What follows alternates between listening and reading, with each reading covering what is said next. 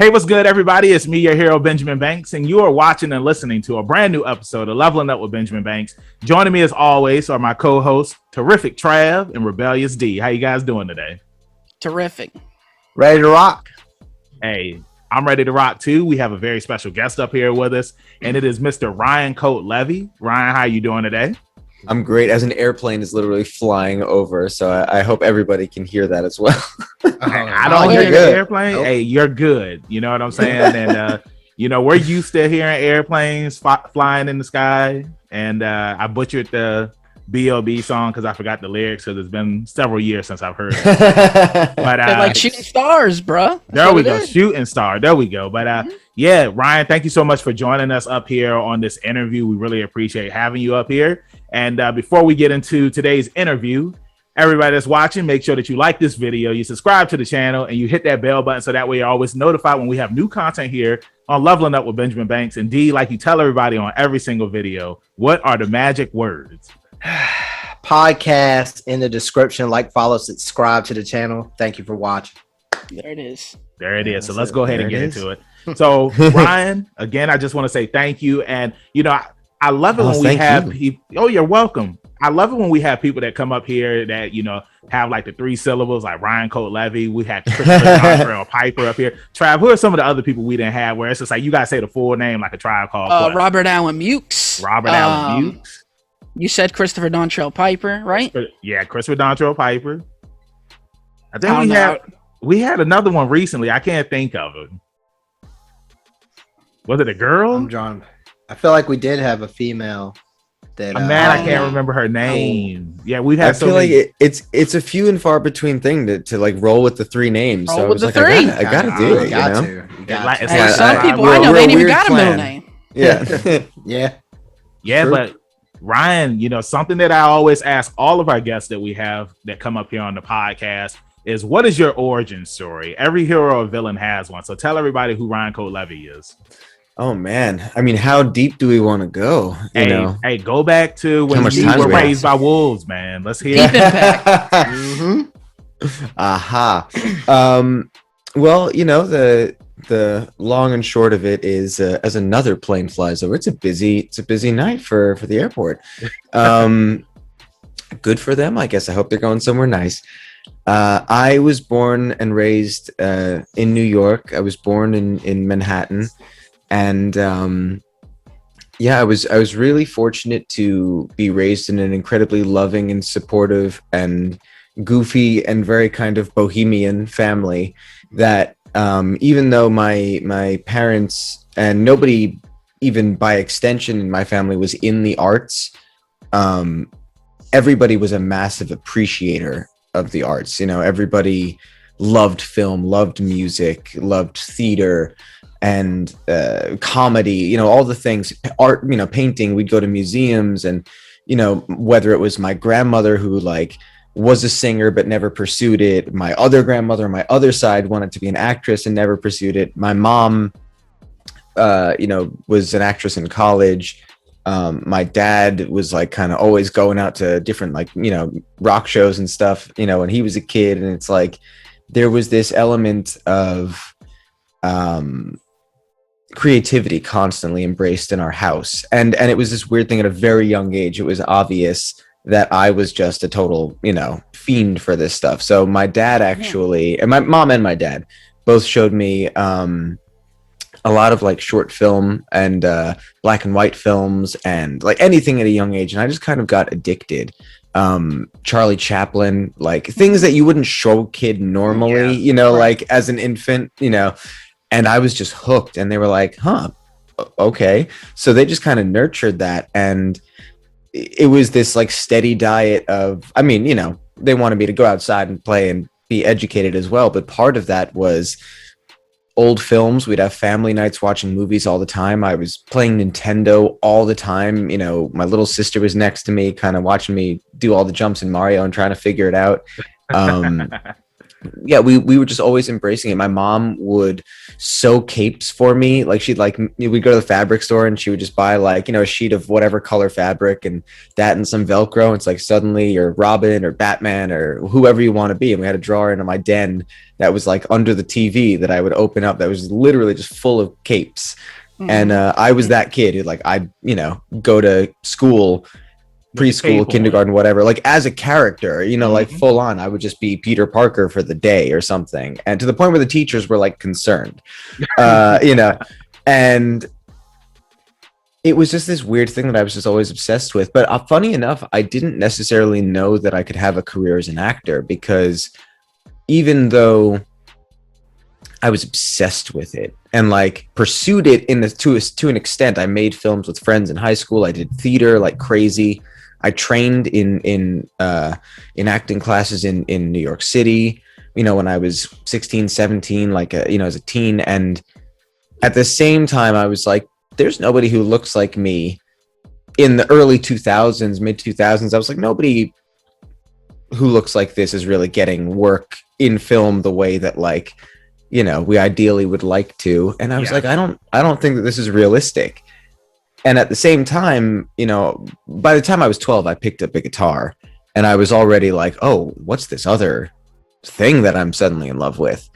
And by the time I was 14, I was like pretty serious with bands that I was in, like already playing shows on the weekends or tours or like, cutting records like out of our own pocket, like really like doing it. And it became this kind of realization of, oh, this is something I can just do. It's like A plus B equals C. Like me and my friends can write a song. We can make the thing happen. We can figure out a way to get it recorded. We can make shows happen. We can like, it's all tangible.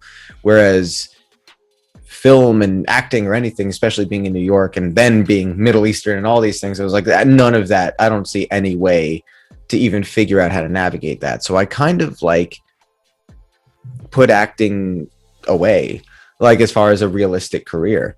And for basically 20 years, I went for it as a musician, singing and playing guitar and songwriting in different versions of more or less the same band with different people. Like my best friend and bass player, whose name is Derek, he's literally been in every version of a band with me since we were 14, and like was our like manager. He was like the business guy, the email guy. Like he was the one like dealing with all the really, intense, horrible stuff while I would get to write the songs. And that was the trade-off. But yeah, truly like this extraordinary, crazy team of psychos. And we tried, but it's so hard to succeed in anything creative. And we were always working other jobs and, kind of just constantly struggling financially. Even if we played cool shows or would get little bits of notoriety or cool radio play, like we'd get really awesome opportunities and moments, but the band never quite had like a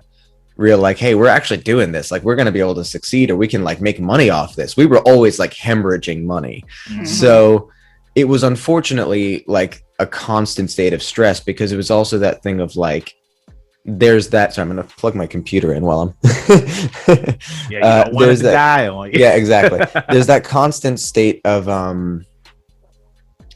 at least for us in that moment, and for me especially, of like wanting to be true to how you feel in your heart and creatively making something that feels genuine, and also being like, well, I would like to make a living off of this, and I would like that, my bandmates with me struggling and on this grind with me, for them to like see that it was worth it, kind of thing, So it was that catch-22, and you never quite know what people want. So it was really hard. And we actually moved out to Los Angeles from New York together 6 years ago.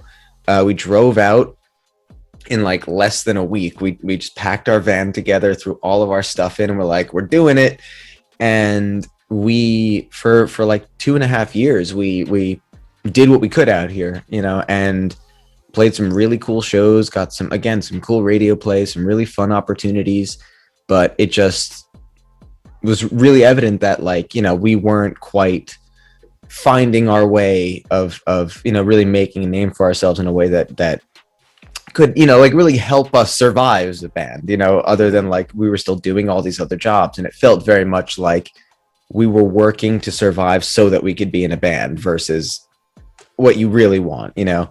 So I was working 2 jobs at a time, you know, doing all the crazy things and stressed out of my mind. We were all stressed and overworked. And, you know, it gets to that point where you don't like, you don't even realize you're not even like happy doing the thing that you thought you loved, you know, and you're like so far into it that you're just consumed by the process and you're not even enjoying it anymore. And like, I was miserable with my work situation. I was really kind of in like subconsciously, I was really depressed, but I was very much like still how I always am and just trying to do the thing.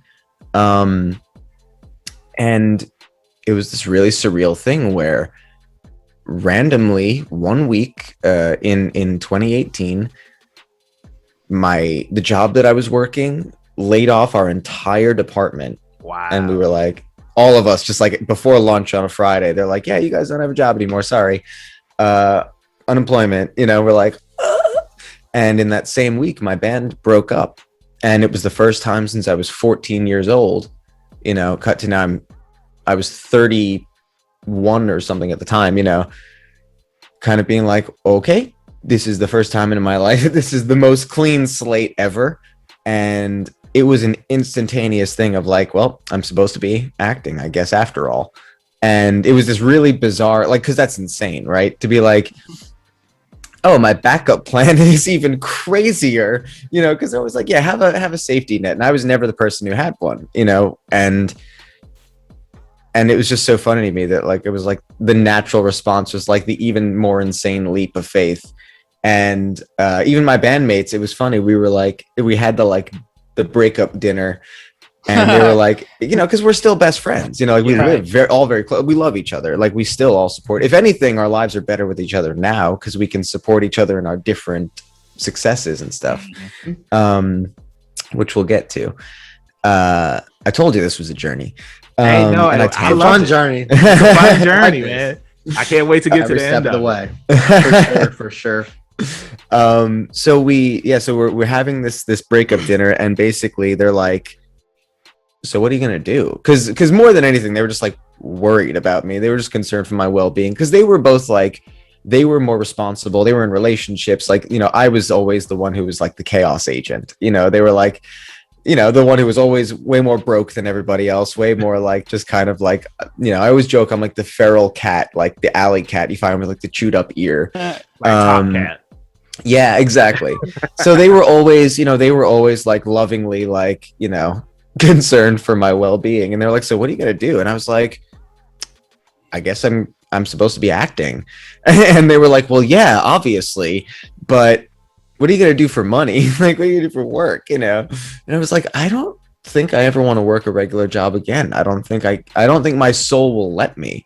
Like, it was such a breaking point that I was like, this is it. This is the, like, I've been unleashed, and this is my only real chance to like completely break free. Right. And I was like, I've got very little saved up, if anything, and unemployment is going to be like real scraping by for a few months. But I was like, I'm just going to make all of that work and commit completely to like already decide that I'm going to live as if I'm working full time as an actor. I'm going to spend all of my time, whether it's taking acting classes, getting all the necessary things, headshots, all the things. I spent all the money that I didn't have on these things, you know, while I was like, you know, basically like eating like almonds to get by through the week, you know.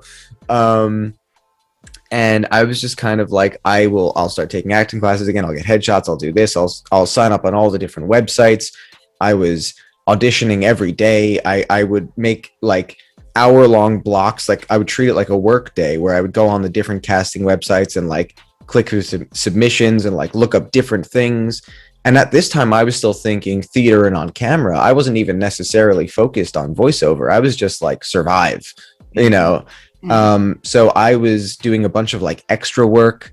And at the time, I actually had a car. So it was like, you would just randomly get these emails, and it would be like $150 for like a 15-hour workday. They'd be like, drive, you know, 45 minutes, into downtown, like park in this whatever parking structure, and then you just be like a random extra to use for like a, whatever Mazda commercial or something, like you just do these random things. And it was like, all right, I can make this work if I can figure out how to get this, and I can learn on the job. And any kind of downtime I had, I was like, I can study the plays that I'm doing in scene study class while I'm waiting to shoot on the whatever. Like I was just trying to use all of my time, and I was like refreshing my love and my passion for the craft. Like I was just constantly just like falling in love with it again. And like, even though if I was an extra on a movie set or whatever, it was like I was using any of that time to like soak up like a sponge. The knowledge I could get, the experience, whatever. Because who cares if I'm just the 500th guy in some background of a club scene? Like I have a chance to learn, So now, quick question. Sure. When you were doing the extra work, did you use that time to network with people as well? No, I've never been a kind of person who like thinks like that. For me, it was way more about, especially because like you're not in a position where nobody wants to talk to you when you're an extra. Like they just want you to not talk like at all, even during the shots, especially. Like they want you to literally just be like a mannequin that they can like use and place when they need, where they need. And the rest of the time they just want you in like the cattle call room, like they out of sight, out of mind. Like they just want to deal with you as little as possible, because a film set there's so many people with so many jobs, with so much responsibility. It's like, it's insane. So understandably so, it's like they don't need you being, they don't need you doing anything. The second you're like talking to them, you're like a nuisance more than anything else, So like for me, it was like my best version of the job is stay silent, get out of their way, be prepared, learn everything, like kind of like find answers to the questions I would ask by just being aware. You know what I mean? Like it was like doing all of those kinds of things because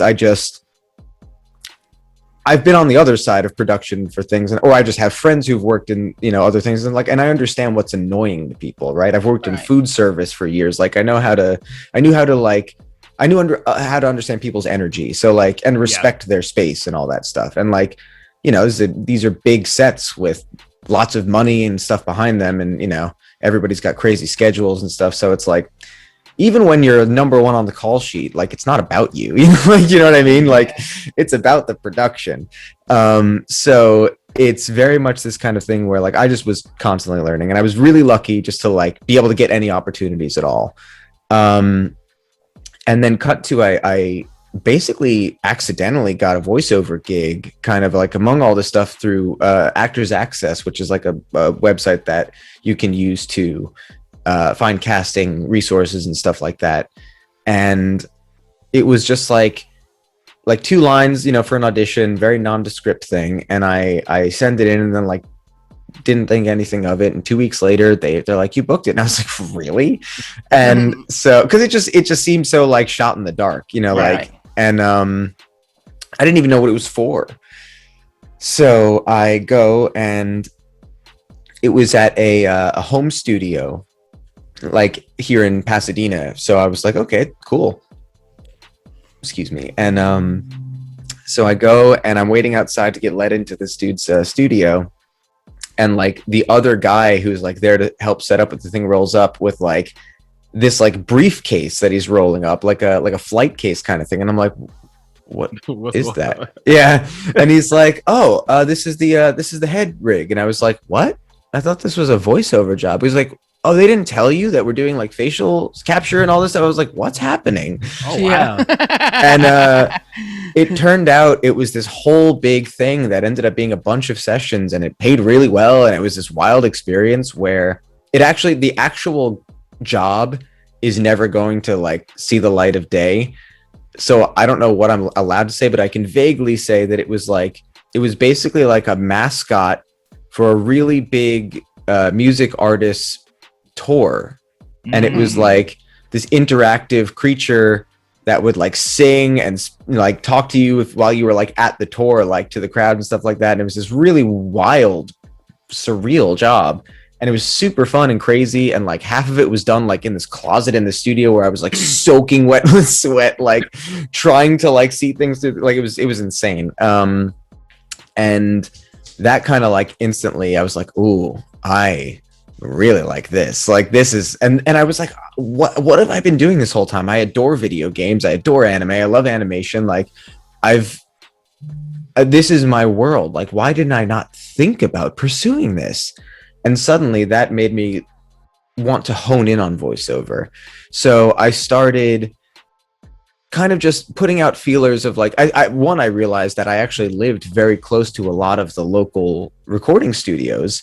So I would literally walk by these places and I was like, oh my God, they're all right here. Like, this is not even out of reach. Like, right.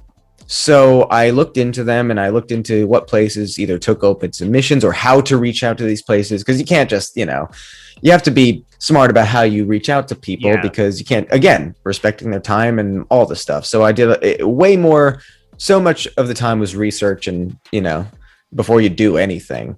And, I also didn't have a reel at the time, which, for more than anything, I was like, if I don't have a bunch of work to speak for to like utilize, I need something to send out that is at least substantial enough to like show a little bit of what I can offer, if anything, to these people. So this interesting thing happened where cut back to my acting classes that I was taking, and a friend of mine in the classes one day is like, hey, I'm doing this short film and you would be great for the other lead part. Like, would you be up for that? And I was like, oh my God, that'd be so much fun. Are you kidding me? Sure. And that short film was actually, and it was an on-camera thing. And it was directed by David Sobolov, who is a phenomenal, legendary voice actor who, Gorilla Grodd on The Flash, Lobo in DC animated stuff, a bunch of Transformers things. Like he's a legend. Yeah. And one of the sweetest humans ever. And he's old school method actor, theater actor, film actor. Like he really, he knows his stuff and has really serious chops and really like takes it, the craft really passionately. Right. And we basically over like a few weekends did this crash course thing where we shot this film and we became really close friends. And he was like, you're really good at this. Do you do voiceover? And I was like, I need a reel. And he was like, I produce reels. Let me like, hook you up. So he helped me out and we made this reel. And once I had that, I was like, okay, I have this and some measly credits, I'm just going to reach out to these studios blindly. And I was like, I'll send them emails, I'll send them this and not expect anything. And kind of was like, hi, I'm, you obviously don't know me. Like, I'm here in LA. I'm an actor, like, blah, blah, blah. I'm a musician, XYZ. Like, here's my reel, blah, blah, blah. I would love to, if you're, open to new people for auditions, whatever, blah, blah, blah, and kind of sent out a few different emails and was like, okay, I'm never going to hear from any of these places. And went about my day. And then a week later, 2 weeks later, a month later, like all of them started reaching out. And it was just this really wild thing where like some immediately just cast me. Like some were just sent, like Final Fantasy Remake came out of that.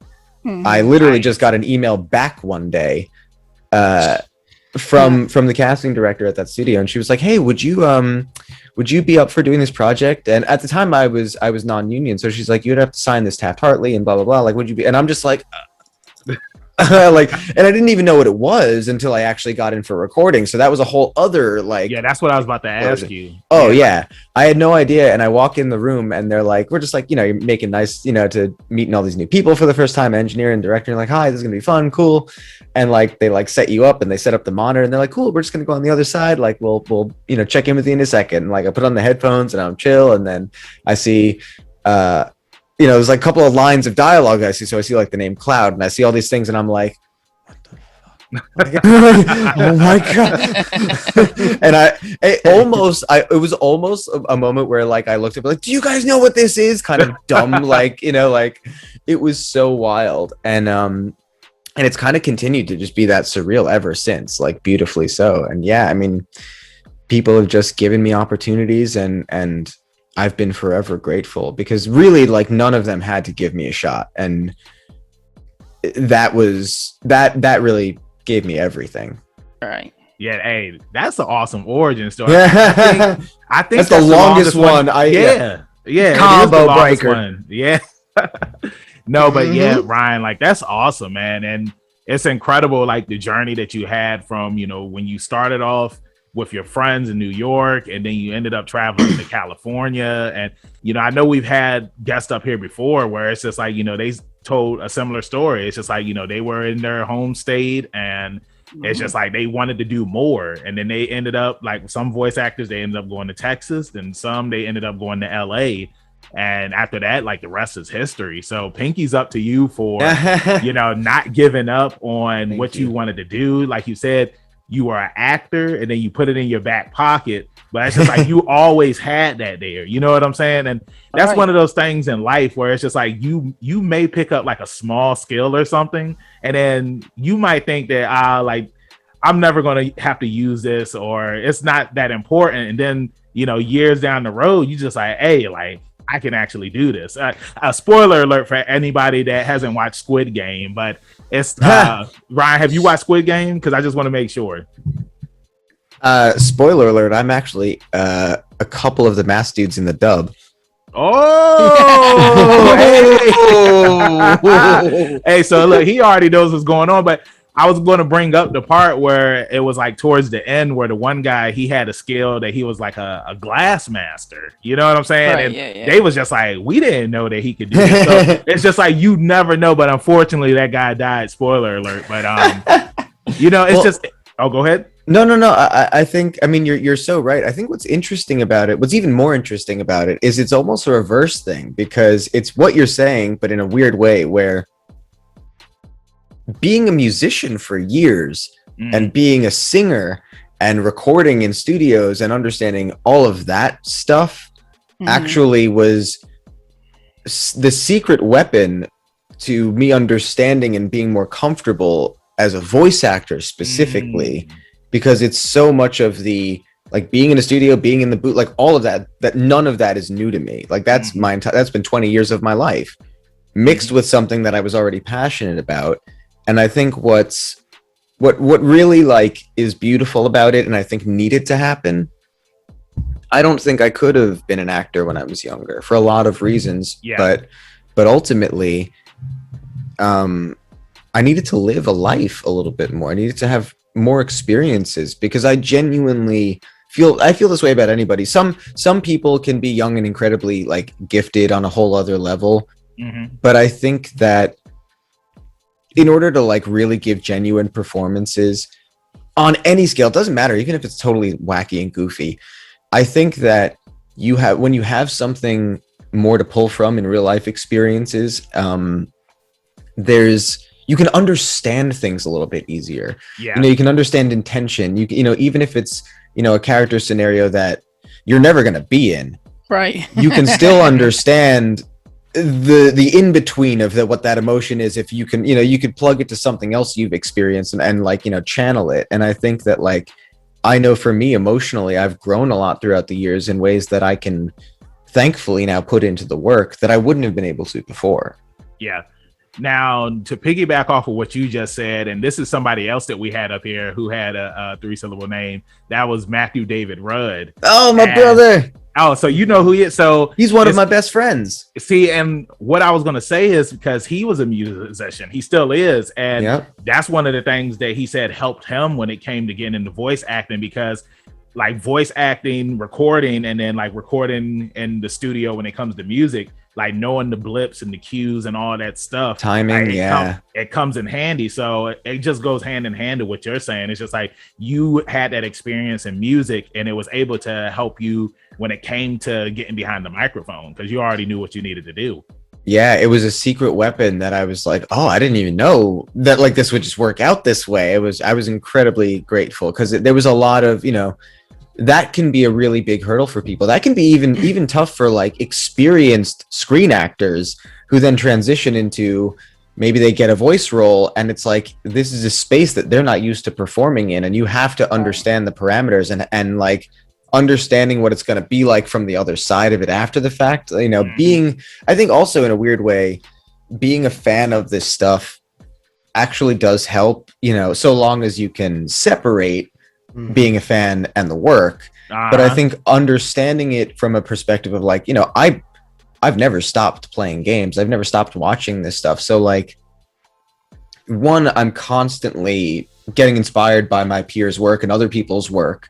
And two, you're able to see on the other side like how it's interpreted when someone delivers a line a certain way in a certain environment, like, oh, that comes out like this, like, and oh, this is interpreted this way, and the way I take this in this way, like, so that I know if I'm in the booth and I have to do fighting efforts or whatever, like, I know in my mind like what that needs to sound like theoretically and how I can also interpret it in my own way. And like, it's like you understand, different things. If you're performing something as a play versus a film versus doing it as an audiobook versus doing it as a video, like you can take the same project and do it in all these different formats, and you'd have to execute those performances differently. Right. Yeah, I was gonna.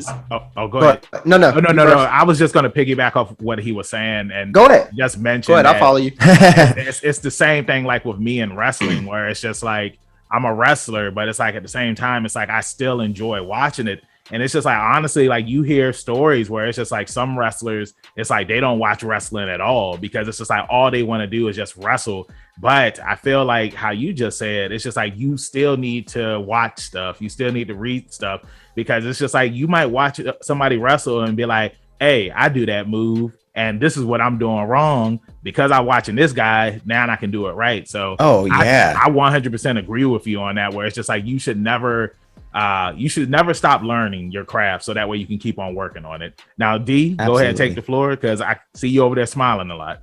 Oh, yeah. Ryan, I wanted to ask, this is something I recently started asking with a couple of our guests recently. Sure. But do you, with getting and finding your way back to voice acting, if you will, do you have any sort of celebrations or when you realize that you get these dream roles, some of them, is there anything you do to celebrate? Yeah, for sure. It's really interesting because like I'm going to be 35 in February. Most of my life, I haven't really had cause to celebrate. I've wanted to celebrate, I've been celebratory of whatever blessings I've had throughout my life. But, like I said, I've always kind of struggled through stuff. And, finally hitting this point of something that I love and getting to not only do this job that I like, what I was going to say immediately is like literally every job is a dream role, even the ones where it's like a no-name guy that says 2 lines and a thing you'll never hear of. Like it's a dream, like compared to the life I had before this is a literal dream. So there's constant gratitude. And there's this thing of like, before I was even booking, even when I would go to auditions, I created this ritual, even before I was, when I didn't have the money, and I'm not, doing well, crazy, but I mean, like, I'm finally, living remotely comfortably off of something I love. And I'm like, oh my God, this is weird. But, at the time, even when I wasn't, I would do this thing where if I would go to an audition, because this was still the before times, I'd go out to auditions and, whatever it was for, I would kind of shake it off. I'd like go to a local coffee shop or something. I would like treat myself to like a thing because I'd be like, whatever, you did the thing. Who cares if you book it? Like whatever. Like you're on the journey. Like it was more of that kind of thing. And then as I started to book things that I really cared about and all these different ones, just booking period, I would start to celebrate. And then booking things that I really cared about or getting to share it with certain friends, like I would get, maybe it's a celebratory dinner. Or, it's very simple things. It's like, it's honestly, to me, what's funny about it is it's really just like, it's things that I always wanted to do. And just, it's literally like treat friends to things, like take them out to, dinner, go to a museum, do something. Like, it's a lot of like human connection stuff that I just couldn't do before comfortably that now I can do. And like, to me, that's celebrating and getting to commission fans for artwork, getting to do things that like, I never thought I would get to do that. To me is a form of celebrating where I can share this experience with people and be proud of it. And like, I've never been one to like, enjoy like being like, even when I was in the band, I was bad at promoting us, frankly, because I had this struggle with ego where it was like, I don't want to come off egotistical, but like, I want people to listen to our band and I love being a musician. And it was like, it was so dumb. And I finally, yourself. Well, it was this weird catch-22, and I finally have come to realize, like, I love this. I have no shame in being prideful about it. Like people don't want to hang out in this space. They don't have to, I am grateful for those who want to be here and those who will have me in their space. And it gets kind of constant gratitude. Just little treats like that. It's very goofy stuff. Stuff like that. I'll buy myself a video game I want to play. Like simple stuff, Yeah, and I was gonna say I can see like the love the answer. Go ahead, Trav. Hey man, go ahead, Trav. No, what I was saying was I can see the constant similarities that human interaction have, and what I was really excited about when we were going to get you on was the best part about this podcast is it's not an interview; it's just like a conversation. Sit down, and I knew that once I felt bad I took over in the beginning. No, because we love that. I know, because I knew once you came on, we were going to talk about real things. It wasn't going to be straight my hero talk. Yeah, did you do this? Yeah, that was fun. Yeah, I knew that we were going to have. I knew that we were going to share our human experiences together. We're sharing a moment together. Yeah. Right. Hey, because it's like Olive Garden. Here, your family, man. That's right, your family. Do we get breadsticks? Yo, hey, do we get breadsticks? Garçon, do we get breadsticks? Hey, just shoot me the address. I'll have my guy drop them off. This is everyday, never-ending breadsticks. When they were doing hot wings during COVID, they were like mail them the chicken wings or whatever. I don't know how they mailed them, but they were doing I saw that. I remember seeing that. It can't be the same though. Like it's definitely the wings don't. So we know wings don't travel that well. First off, That's true. Unless they get somebody to make them there. Careful. That's also they might have that, but I feel like it's already so many logistics. That is one of the best shows though. Like talk about so also. Good. What you're saying. What I love about that show is that Sean Evans, is that the name of the host? Yeah, and he's incredible. He's incredible. He's the only reason you watch the show. You don't watch it to see them sweat and eat chicken wings. You watch it because he is a master of conversation, right? And it is this human experience, and it's this thing where he takes, like, the point of the wings is to take people that might normally be a little stiff or not, and just take them kind of like off kilter, out of their elements, so he can have a more real experience with them. I think that's the whole point. And like, absolutely, we benefit, and I think that's what makes it endearing. I've watched it where there are people that I didn't think I liked that suddenly I'm like, I don't even care if I've seen any of your stuff or listened to your music or what. I'm like, suddenly I support this person because they've endeared themselves to me. Yeah. It's like they let their guards down. I know me and D, we had just went to NecoCon and we interviewed cosplayers there at the con, and everybody always says the same thing. It's just like, I've never been interviewed before. Like, I'm shy, I'm nervous.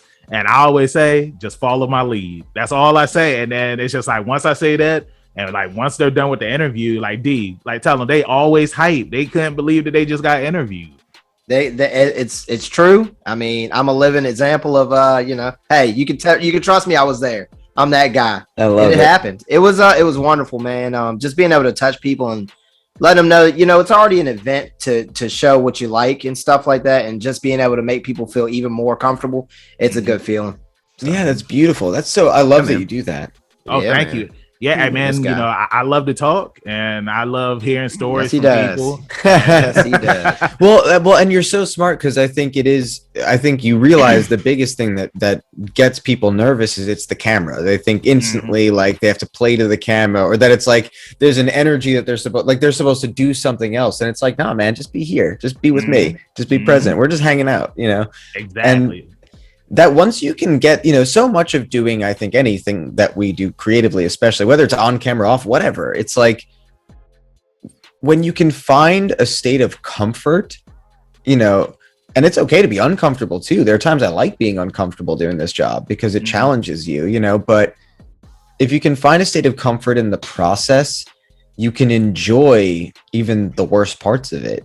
Like, we're all going to screw up. We're all going to have off days. We're all going to have things that don't work. Like nothing is ever ideally all the time perfect. Like, even when you have the best thing in the world going your way, but like the point is you will, be able to adapt more happily and easily in those scenarios if you can find ease in what you do and find an ease in your soul through the process.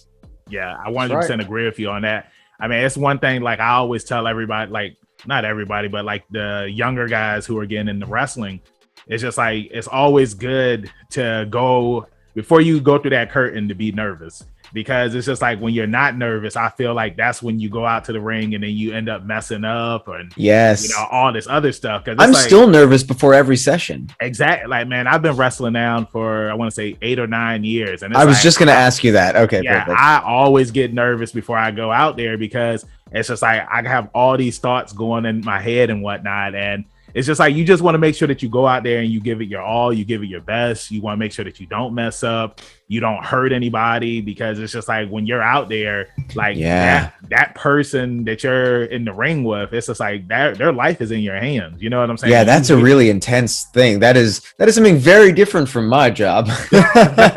But you know, Ryan, I wanted to ask you this. What was it like when you got your first anime recording voice gig, and what anime was that? Oh man, it was very exciting. I remember everything about it down to like the session itself and like the first line and everything. Like I remember all of it. One, it wasn't that long ago, and two, it's still something that I get to exist with. It's Jazz from Welcome to Demon School.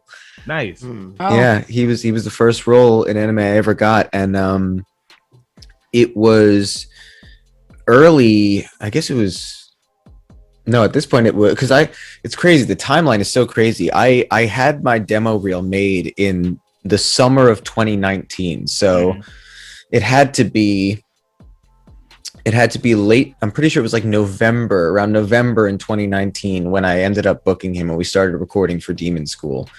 And I want to say November 4th was my first session, which is crazy that I'm pretty sure that's the case.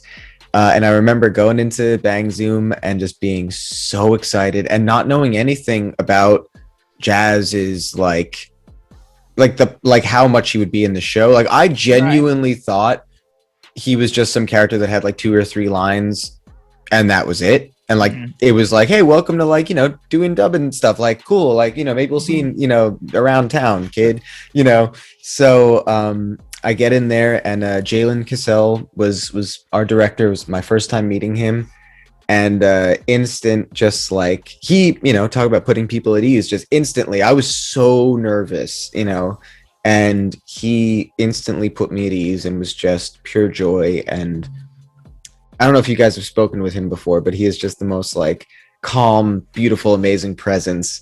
And he's so funny. And like, so we got in there and I was just like on cloud 9. And I remember like seeing that, like they played me the, you know, the preview scene. And I was just, my face hurt from just being, I was just so, I must have looked so goofy and so funny. And I remember, you know, we did, because especially in the first season and in the first few episodes, like Jazz shows up in episode 4, you know, like with his first line, because he's technically like, you could see him in the first episode, but it's like in the crowd, you know, so he shows up in episode 4 and then like, you know, and then he kind of like jumps around for the first few episodes, like little one-liners or like things here and there, but nothing much. So we did like 4 episodes or something like in one session pretty quickly, because it was just a couple of lines. And first line we ever did was, there he is, you know, when he swipe, I don't know if you guys have seen the show, but like, you know, he basically like, you see him like walk past 2 demons that are having another conversation, and like he's got his hands in his pockets. You don't see him move at all, and then suddenly like you realize that he's like swiped stuff off of them, you know, like, and it's just like this very goofy thing, and you know, he just says, oh yeah, sorry, it's bad habit, you know. And it was this moment of like, oh, that's forever the first thing I got to say, you know. And so we finished the session, and you know, they weren't like, yeah, we're gonna have you back for the next volume, because I don't even know they necessarily knew what, you know, what was going on in the next few episodes, because I think they were still getting them in batches and stuff, and the show was so new. So, and the show wasn't like, you know, especially then, it wasn't like a super popular manga or anything yet. So it was like, nobody quite knew exactly what was going on with all the characters. So nobody was like, yeah, you're definitely going to be coming back soon. You know, they were like, all right, cool. That was great. Thanks so much for coming in. I was like, awesome. Like, I was so overwhelmed that like, And I left and I was like, I guess that's the last anime I'll ever get to do. That was awesome. Like, and yeah, so thankfully that just kept continuing. And that was the beginning. Yeah. Mm-hmm. That's a hell of a beginning, though. Yeah. Oh, yeah. I love him, man. I love him. I love that show, that cast. I was going to say, it's such a stacked cast. Dude, that was the craziest part, was like, there were so many layers of it being surreal to me, because it was like already people that I was like, I admire these people. Like, you know, and one of the first people that like openly welcomed me in like an unnecessarily generous way was Kyle Hebert. I remember just kind of like hitting him up excitedly, just being like, oh my god, like I'm so honored to get to work with you, dude. This is so cool. Like, you know, given like I don't even know if our characters ever interact at this point, you know, blah blah blah. But it's like, I can't believe we're on the same show. This is wild. And he was like, let's get dinner. And I was like, what? And we went and got sushi, and he was just the sweetest human being ever. And yeah, much love to Kyle Hebert, first off, everybody. Hey, we had him up here on the podcast. He was our was it our 100th episode? Amazing. Yeah, you know what a gem he is. He's just the sweetest. Yeah, awesome guy. Just that, he's just that. And yeah, it was and then I became, you know, it was that great thing of like me and Brandon, you know, became really good buddies because of that, and me and Landon became really good buddies because of that, and Kira, and I mean, so many people on that show that like have become like family to me. And now that season 2's happened, so many people that have since been my friends that have now gotten to join the show. Like, it's been the gift that keeps on giving, man. I adore that show.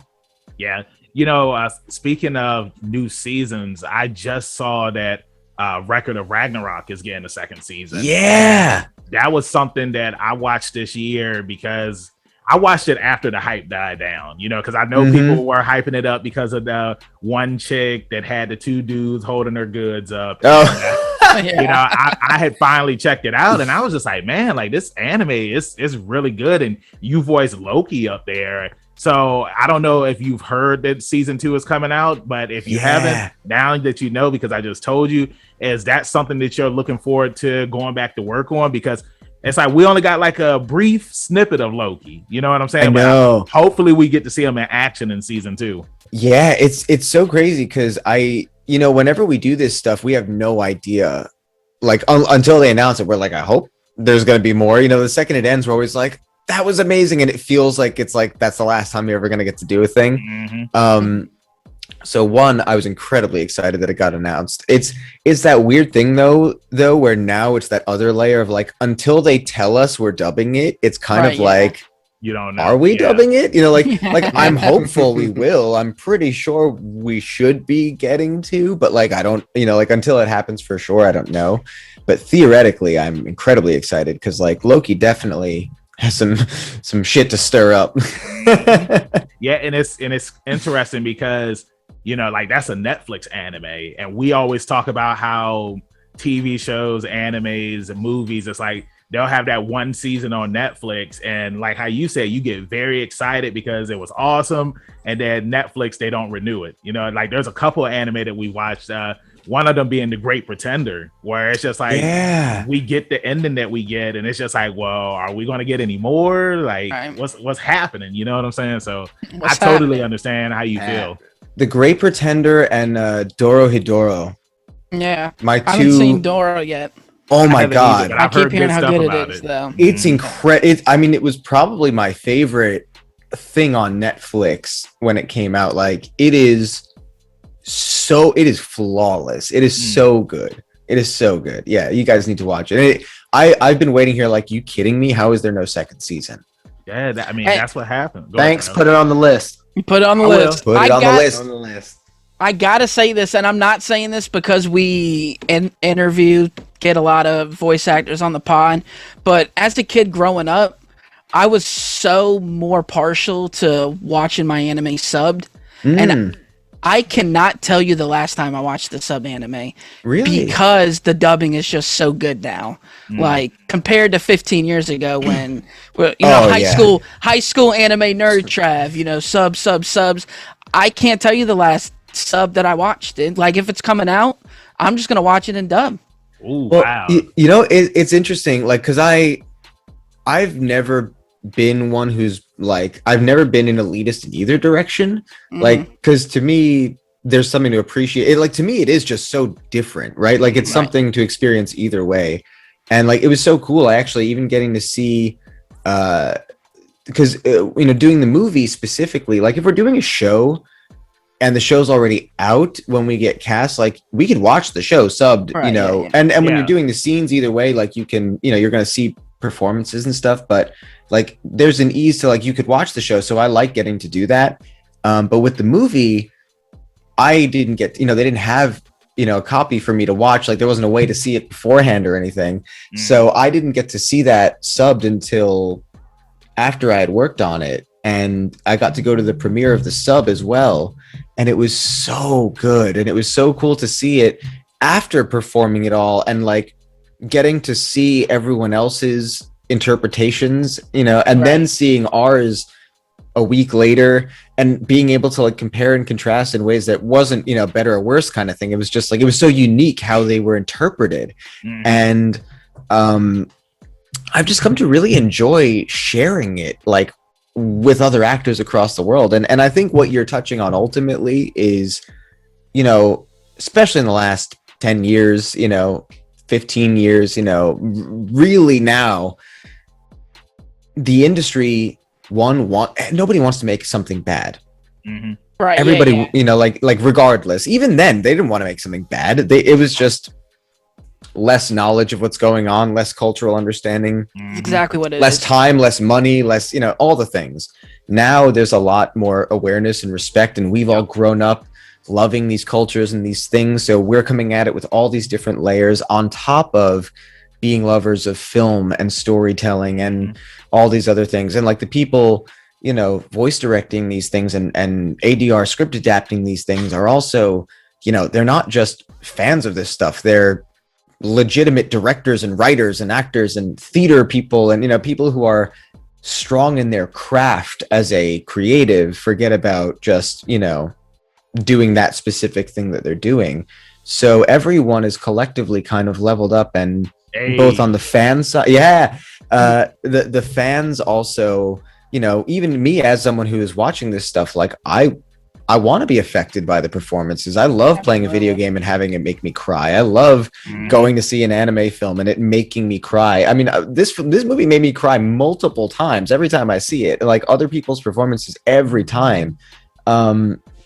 I love that. I love that, and there's a reason why, like a huge reason why you have to watch Dorohedoro is like the show is incredible. The animation is extraordinary, but like the performances across the board are just like, it's like the juiciest peach. It is just so good. You can just hear how much fun they were having, like, and how much they care. So yeah, that's what it is. And honestly, however, anyone, whether you're watching this interview or not, like however people prefer to watch their thing subbed or dubbed, like to me it's not even a political argument or a human argument or anything. It's just how you like to take your thing, and I think it's a win either way for us. Exactly. Like if you're consuming the media, we're all winning. Right, I 100% agree with you on that. And to piggyback off of what you had said, it's like, we've had some older voice actors up here, like not older, but like OG voice actors. Right. From the 90s and stuff. And it's like, we hear stories where it's just like, like Linda Young, she saw a newspaper ad in the newspaper for voice acting. You know what I'm saying? And like how you just said, it's like now, like there's been... Imagine Dragon Ball Z putting an ad in the paper now. Right. Right. There's also that. Right. You know what I'm saying? And, it's just interesting because it's like we all grew up as fans of like anime and like, learning about the cultures and stuff like that. So it's just like there's much more appreciation for stuff now. That's going back to Kyle Hebert. Like he said, like he was a DJ and he walked into the studio with some shorts on and a Dragon Ball Z shirt and they brought him in. You know what I'm saying? Yep. So it's definitely interesting to see where everything is now. And I do want to talk about the My Hero Academia stuff. Sure. But before we get there, I couldn't let us reach the end of this episode. Here we go. Try buckle up. You already know. Without talking about JoJo's Bizarre Adventure. Y'all knew it was coming. Here we go, Trav. Y'all knew it was coming, man. you were on part 5 of JoJo's Bizarre Adventure. What are you about to pull out? Hey, you are. Look, guys, look. You know, Ryan, he was on JoJo's Bizarre Adventure Part 5. And like, how does it feel being a part of the JoJo universe? Because like, so cool. Sorry, I didn't mean to cut you off. Oh you're fine. But I mean, like, you know, you were on part 5 of JoJo's Bizarre Adventure. The character that you voiced, Squallow, he was cool. Like, they almost took out I can't remember drawing those gang, but it's like you almost took him out, the character that you voiced. So yeah, like, how was it just being a part of that universe and just being a part of part 5 of JoJo's Bizarre Adventure?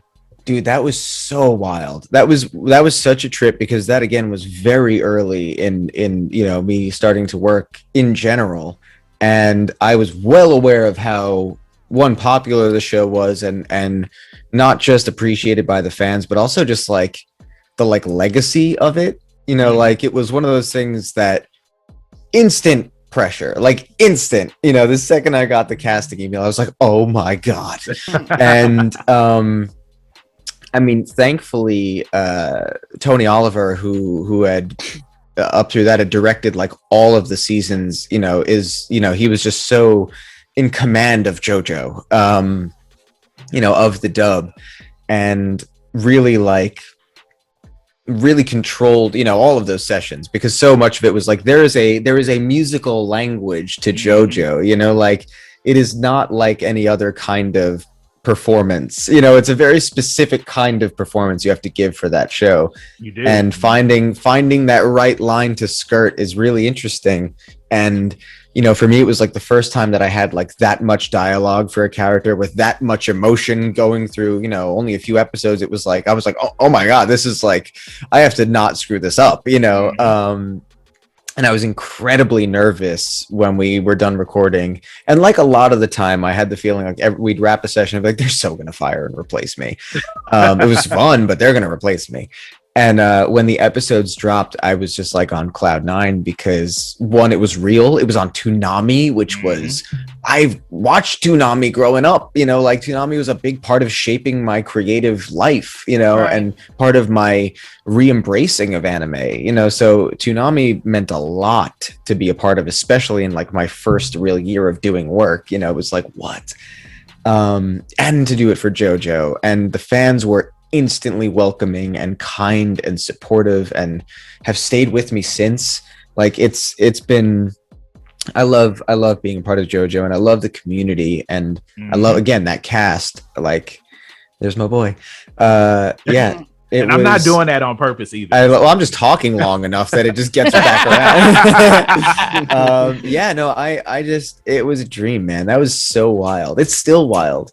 Yeah, and what's interesting about JoJo is, because I want to say part 5, like, it got really popular because it was on Crunchyroll, so everybody, they watched it sub. And when it comes to JoJo, it's like everybody's always looking to see, all right, well, who's going to be doing the dub? Like, are the dub voice actors, are they going to be able to do just as good of a job as the Japanese voice actors? That was very intense. I remember that was like and I was like, is every job going to be like this, where people are this heavy with scrutiny? Because I was like, wow, they're really comparing these dubs and stuff. Like, in particular with that show, I'd noticed it more than anything else, where like people were like making video clips and stuff, and like it was aggressive comparisons. Yep, you know, they do it, man. So I was nervous. All the big fandoms do that. Yeah, I guess I've just stopped looking for it, or letting myself, because it's like, you know, part of me is, it's that weird thing of like I want everyone to be happy. I want to do the best job by everyone, but I also know that like it's almost physically impossible, and it's like all I can do is put everything I have into the thing and be as true to it as I can, and hope that connects with people. But like, you don't want to disappoint people, especially if it's a character they like, you know. So part of me is like, you know, I don't even know, as far as the Squallow comparison videos and stuff, I'm like terrified to actually look. Yeah. Well, I also too, as artists, everybody, you're sensitive. And all of us artists are sensitive, dude, about their craft. For sure. Yep. So you got to walk that line when you're talking to us. Yeah, and it's interesting, because it's like when we had Christopher Dontrell Piper up here, you know, he talked about how when he voiced Dispo on Dragon Ball Super. Cause like when I heard him voicing him, I was just like, yo, like this dude sounds badass as hell. But he said that on Twitter, like there were some fans that was just like, this isn't my Dispo. But it's just like you've only heard it in Japanese. You know what I'm saying? Like what do you think that he was supposed to sound like? You know what I'm saying? So it's really a hard take when some fans go online and it's just like they want to bash the English voice acting, saying like it's not as good as the Japanese and yada yada yada. You know, it's funny because like I've really kind of come like to a full circle thing with it, where like I'm genuinely personally not bothered by it because one, like your opinion's valid. like if you think I suck, like if someone just doesn't want to hear like my performance over someone else's, like I'm not going to tell someone they're wrong. Like, you know, like they're allowed to have opinions, you know. If I can go see a movie or, you know, whatever and have my own opinions about a thing, you know, everyone is allowed to, like, and I'm genuinely not, it's a weird thing. I am super appreciative and I'm affected positively by people who do get connected to the work. But like those who don't like it, like everyone is nice enough to at least not go out of their way to like find me to be like, you suck, like have a horrible day. Like nobody does that to me, which is wonderful. But like, I think even if people, you know, of the characters that I've played, if people are like, we'd rather watch the sub, I'm like, cool, I hope you like it. Like that actor's great. You know, like the show's great that way. You know what I mean? Like, awesome. I'm glad you like the show. You know, to me, it's like if I offered somebody, you know, a cup of coffee that I made them and they're like, I don't drink coffee, I like tea, and I'm like, oh great, I've got peppermint for you, cool, like let's hang out, you know. Like I don't need the validation from everybody. What I want is for everyone to enjoy the thing that they like, and like you know, I get to love doing the thing that I do, and like, you know, for people to go out of their way to like create arguments that are superficial because they want to like get a rise out of you, to like find a way to like get you to, you know, talk, like argue in that space, like that's a whole other like mission that they're on, you know what I mean? Like that's not even talking about the subjectivity of their opinion and taste and stuff, you know. So it genuinely doesn't bother me because I know it's not personal, and then if they're trying to get personal, I know it's not real. Yeah, you know, like, you can always block those people too. Like, well, and I don't even need to, because it's like I just don't need to respond or comment to it, and suddenly that thing doesn't exist. And 3 seconds later, my timeline is flooded with everything else, and it's gone, and it's gone from out of sight, out of mind. Like, just I don't need to engage with stuff that literally I wouldn't in real life. You know, it's like, cool, I'm gonna go have a burger. Yeah, like, take care. See you guys later. Yeah. Now, Ryan, I gotta ask. Sure. I know we're running a little long, but I'm sorry if I'm running long. No. We don't want to hold you, but I wanted to bring up one of my favorite video games. Or do hey? Did she know, Trav? Did she? What she gonna do? What she go? No, but I wanted to bring up Genshin Impact, one of my favorite video games right now, and we saw that you were a part of it. Yeah. Is that something that, have you tried the game, or? I will admit, when it first, like, you know, dropped, like, I played it for about like 20 minutes and never went back. Yeah, it's lengthy, man. It's lengthy. It's a lot going on. But I wasn't sure if we had covered it, but what systems, before we get into Genshin, what systems do you play, or do you have a favorite system of all time? Yeah, sure. Ooh, all time. Okay, that's tough. Because I feel like there's a lot of different. Like, do we talk legacy? Do we talk like isn't relevant anymore, but had a, you know, like place in my heart kind of thing? That's that might be a whole other podcast for all time. Yeah, it might. But I will say what I'm rocking right now. Currently, my number one is my Switch. That's my like main everyday. Like most of my games are on the Switch because it also just kind of has the variety for me, and the being able to travel with it. Like it has the wholesome, cutesy, funny, goofy games, and it has the really like crazy, wild stuff too. Like it's a full spectrum system for sure. And Nintendo's known for it. Yes, and I've never been a like I don't need a PC graphic count. Like I just want to enjoy playing a game. You know, I don't. Right. People like frame rate, whatever. I'm like, cool. I don't care. Don't forget what made it fun to begin with. You know? Exactly. So. And then I have a PS4. You know, because like I love like Last of Us and God of War and all. You know, like I love those games, and like obviously you can't have those experiences on the Switch, but I love and like that even goes back to like the dub versus sub thing, right? Is like people go out of their way to argue about systems like being superior and this and that, whatever. It's like, dude, like play what you want to freaking play. Like to each their own. All of these things have their strengths and weaknesses and things that are special and things that are unique to them. And it's like, as long as it brings you joy and can be engaging and that's the goal. So like I love what they all have to offer. Yeah, for sure. Yeah, for sure.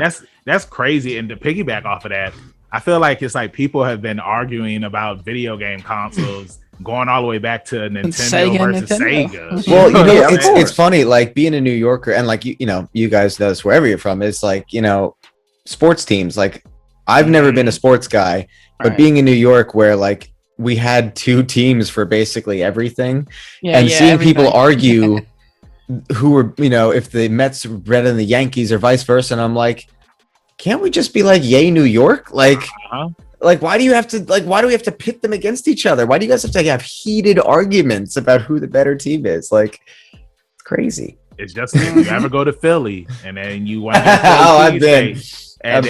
You got Pat versus Gino, and I don't know if you've gone to either one of those, but it's just I went to Philly for a bachelor party like at the start of October, and those were the first Philly places that we went to, and it's just like, man, like these places are just all hype. You know what I'm saying? It's just, like there were so many other different Philly places in Philly that had better quality subs than Pat's and Gino's, but because those are two historical landmarks, you know what I'm saying? It's like that's where the barking is all. You have to check it out. But I mean, like, it's crazy how people will argue like which one is better. You know what I'm saying? It's wild. But it lets you. I think it's also like when stuff like that happens, it's a really easy way to be like, I'm just going to back away from that scene. And the parking sucks. That's everywhere. No, I just want to say, like, sucks everywhere. It really sucks, and parking really sucks in Philly. That's all I want to say. But go ahead, Trav. But I was going to say, in all fairness, Sega started that whole. Their whole thing was to bash Nintendo by our product.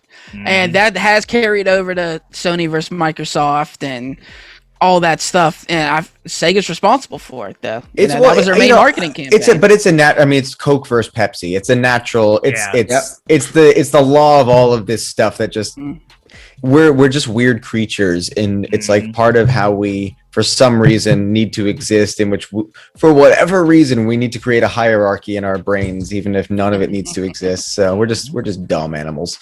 It's just like One Piece versus JoJo's Bizarre Adventure. It's like, why? Come on, why?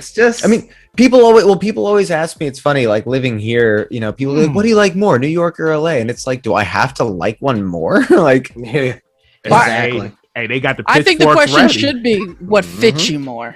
Yeah, what fits you more. Some people like to live on the countryside away from people, and some people like to be in the middle of mayhem.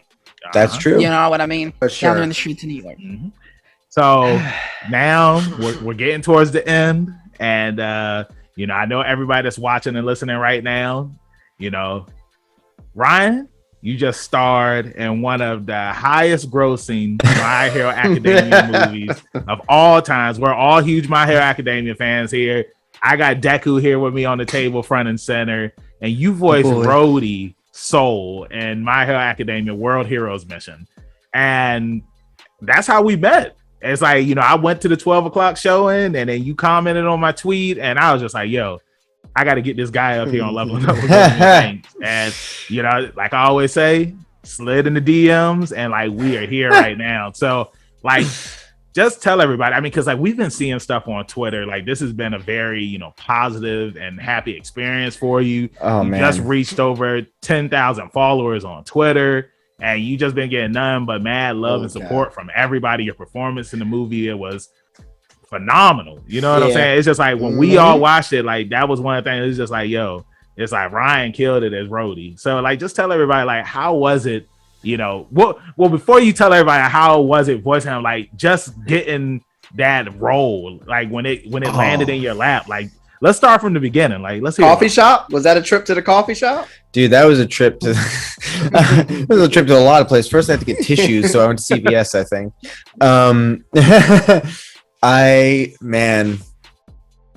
It's so crazy. Like even you just talking about the whole thing, I'm literally getting emotional because this has all meant so much and it's been so surreal so quickly. Yeah, so much has happened recently, man. It's wild. So let's see. How do I do this? In April, I got an email out of the blue from Colleen Klinkenbeard, who is the phenomenal, if you don't already know, who is she's Momo on the show, but she is the phenomenal she's Luffy, she's she's a extraordinary last name. Sorry? I said, and she has an epic last name. Yes, Klinkenbeard, yes, the best, yeah. She's extraordinary actress, producer, casting director, voice director of the whole series, and she sends me an email one day in April out of the blue, and I go into literally freeze because Colleen doesn't know me. Mm-hmm. I know Colleen because we all know Colleen, but Colleen doesn't know me, so it's a lot of all of the obvious thoughts going through my head of like, how does she get my email? Why does she have my email? Like, what is like all the things, and like, but processing all at once, so my brain kind of just went, and it was to audition for season 5, for the back half of season 5, and I was like, this is insane. Like, one, that she even knows I exist. 2, that she's, for whatever reason, giving me an opportunity to read for her. Like, whoever like twisted her arm to do this, like, I'm gonna have to pay somebody a thank you, and I was like, oh, I'm never gonna get this, but I'm going to read with every fiber in my body. I'm gonna give her the best thing I've got in this audition. So there were like a few different characters, and it was kind of a like, pick who you want to read for thing. So I read for 3 dudes who were all pretty different from each other, and I won't say who because I don't want to ruin it. And the people that ended up booking it crushed all of these roles, and when I saw them, I was like, that fits, perfect, because that's Colleen's like sixth sense. So I read for these things, and it was funny because in her email, which is very unusual, because normally in anything that we do, especially in voiceover, like, things happen very fast because of production schedules. So like, you'll audition for a thing and you'll find out within 2 days or a week, 2 weeks. Like, sometimes it's weird and it'll be a couple months or a year if the project is like some giant mocap thing or something, and scheduling has to get put together. But like, pretty quickly, like, if you are or aren't going to be in a thing, so like, come 2 weeks with anime especially, it's usually like, yeah, that didn't happen. You just kind of tell yourself like, move on. So she sends in this email. She's like, just a heads up, these roles won't be cast for like 10 weeks because she's just very strict about, like, she does not cast until she hears the Japanese, gets a flavor of the character. Like, she really wants to like do it all justice. So she's like, take your time with it, have at it. You got 10 weeks to send this stuff in. So I send it in an hour. And I just like, I opened the email and I was like, I can digest everything I want from this. I don't need to do research. I can't do research there's no research to be had on these characters. All I can do is make choices. So I send him off and I'm like, cool, I'm never going to hear from Colleen again, but I'm really grateful that she gave me that chance. And 5 months go by, and at this point I'm just doing other gigs and just happily going about my day. And 5 months to the day, I get another email from Colleen, and I open it up, and it was just offering me Rody, and I lost it. Like, I just like I it was like a very like internal breakdown. like I didn't externally freak out. I just kind of like it, like all like the weight of everything just kind of like hit my body. And yeah, it was just so wild because I remembered seeing the trailers and seeing him sliding down the banister and stuff, like months, 5 or 6 months before that, just when some of the trailers were getting out online, and like literally didn't even remotely give it a thought of like, oh, like maybe I could read for that, or I never thought I would ever get to read for my hero at all.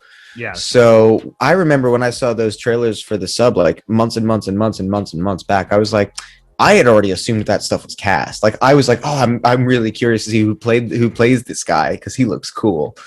And I was even like fan casting it in my head. I was like, oh, I bet it's going to be this person. And I was like, oh, this person could be really good as them too. Like literally. And yeah, it was so heavy, because it was this thing of like, the first layer of emotion was like, oh my God, it's the lead of a movie, of a franchise that I care so much about. 2, it was, oh my God, this person is believing in me and trusting me. They're thinking they have no idea who I am.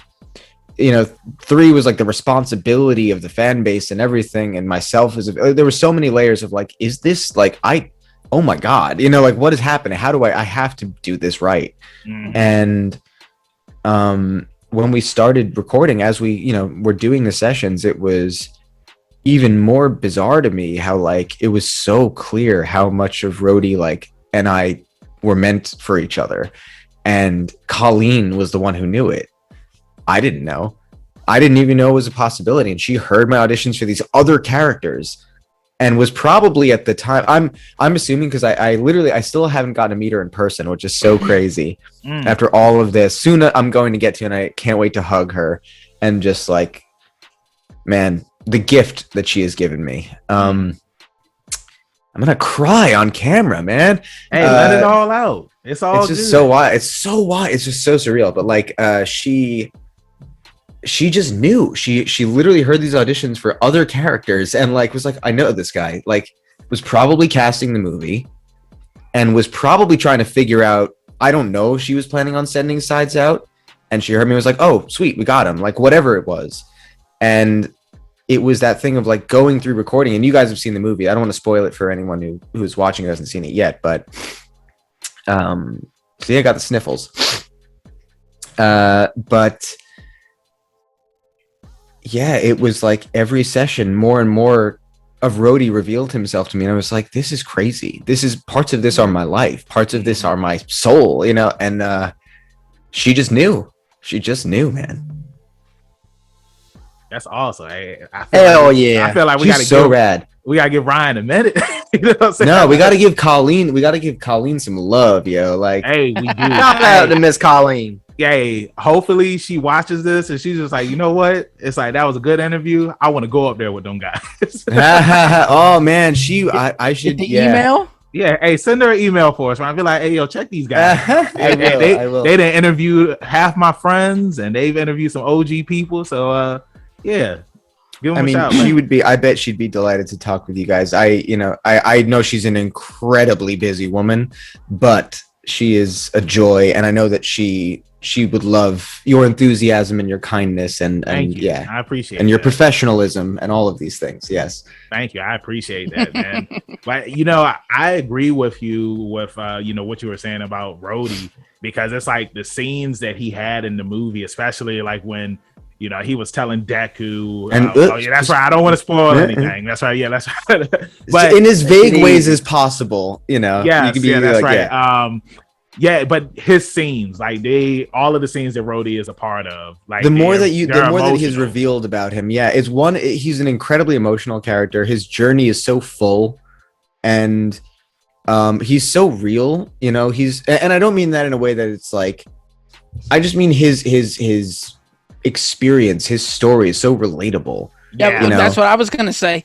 Even though the characters in this movie themselves aren't relatable, because this world is not relatable. We don't live in this world. Yeah. But how many people have lived Rhodey's life? Yeah, Rhodey basically, growing up in the slums of Shaolin, like Rhodey. Yeah, there's so many people that have lived his life, been through those struggles, and trying to make it work.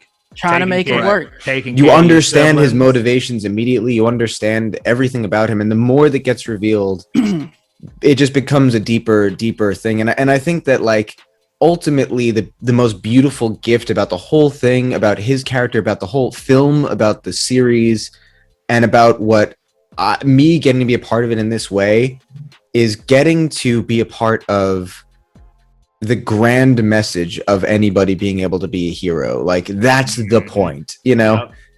And it's like, and it's not even about being a hero with some grand gesture. It's the tiniest things that we can do. It's a day-to-day thing. It's people being there for each other, being more present with each other, being more open to each other. You know, all of these things, like, that's the great heroic, you know, nature that we can live up to. And I think that this particular movie really kind of like reminds us of that and really resonates on that idea, you know, while also being a super badass, funny superhero Absolutely. Movie. Like, yeah, it has so much heart, you know, and objectively, like, even if I wasn't in it, I adore this movie. Mm-hmm. And something else I wanted to piggyback off of what you said. It's just also too about, like, you know, letting your guard down and learning how to trust others, because, you know, just seeing the relationship between Rody and Deku, like it was amazing. Like, just seeing their trip and everything. It's awesome. Dude, and Justin is so good. And that's what I was just about to ask you. Like, have you had the opportunity to meet Justin in person? Because I know that the premiere was in LA, correct? Yeah, so I haven't gotten to meet Justin in person yet. We got to do a press day where we got to meet like this. We got to hang out digitally. We've known each other on Twitter for a while. He actually, even like a year ago, way before I ever was even working with Funimation, we were following each other, and he had reached out to me, just kind of extending his friendship within the, you know, community of voice actors, and was just really generous and kind. And, you know, I was like, oh my God, like, you're so sweet and you're so good. Like, you know, hi man, thanks, you know. And little did I know, a year later I would be starring with him in a movie, you know, and he for the longest time has actually been my favorite of, like, our contemporary, you know, actors. I think he's extraordinary. I think and it's like, you know, it's not like it's a surprise, but I think his Deku is phenomenal. I think it's world class. It is so emotional. It is so nuanced, and that is him and Colleen. It's just that magic. And it was so trippy because he recorded most of the way that, like, scheduling worked out. There were a couple of days on the back end that I got to go in before him, but for the most part, we recorded the movie where, like, he did a session, then I would do a session. So I would have Deku in my ears. I'd have Justin in my ears, like, for these scenes. And, like, I would cry or get very much, you know, on the border of tears in sessions, because it was like, one, his performance was so touching, and two, I was like, this is the voice that I've watched, you know, for years, you know. So it was just so powerful, and it was so like, oh my God, I get to be here. Like, this was amazing. And he's so good. Well, yeah, Justin. I just want to say one thing, and then you can say, I was going to say that Justin is the only man that has made my jaw drop twice.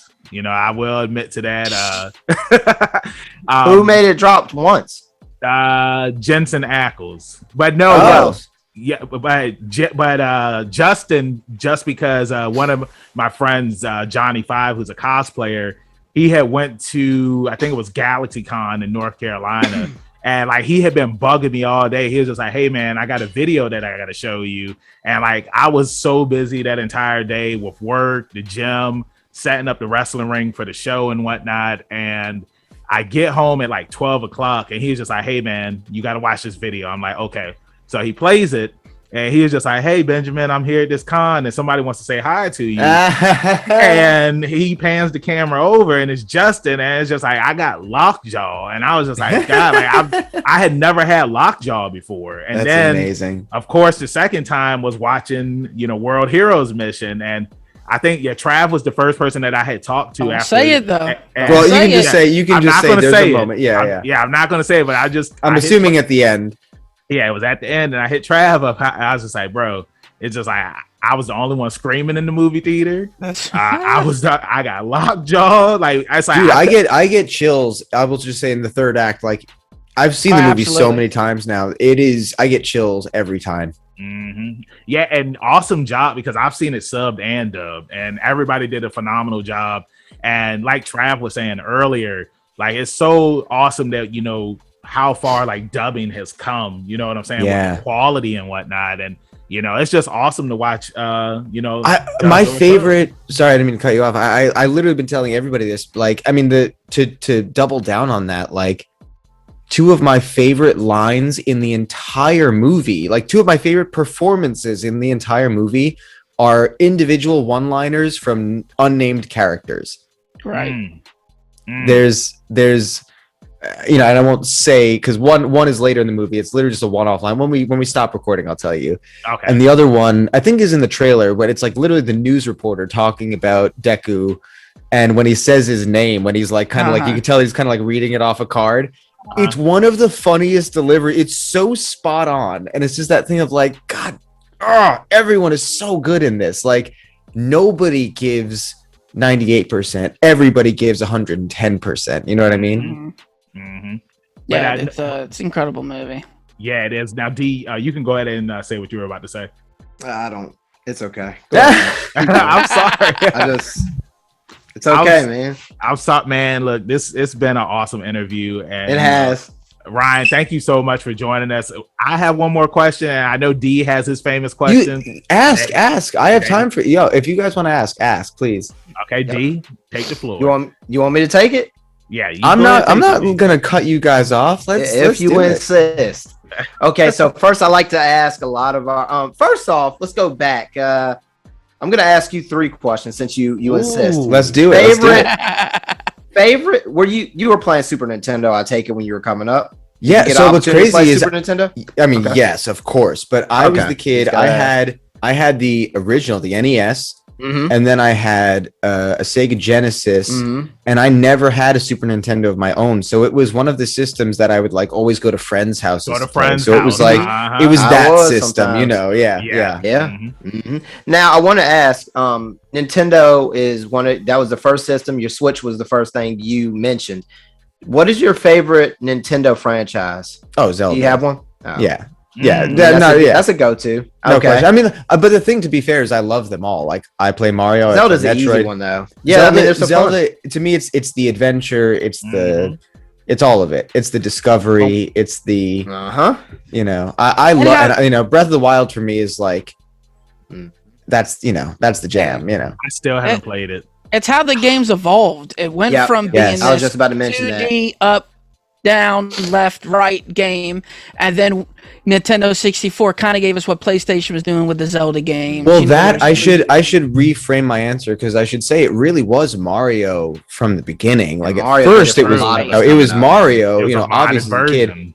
And then, and even when 64 came out, like that, I remember doing like marathon, like 13-hour, I would just play like, I was just like locked in, but Ocarina of Time was the game that then it was like, oh, it's all about my favorite Zelda game. I was at the right age where that's exactly what it is. That's exactly what it is. Nintendo is so easy to play too. Yes, it's so friendly. Yes. So and it was the first, like, to me, that was the first real deep story game that I got to at the right age. Like, it just did all the things that I needed, and it sent me on like a larger gamer journey. I think, because in a weird way, as much as it made me like a big Zelda fan, it also made me a fan of like that kind of led me down the RPG path. Like that really opened up everything for me.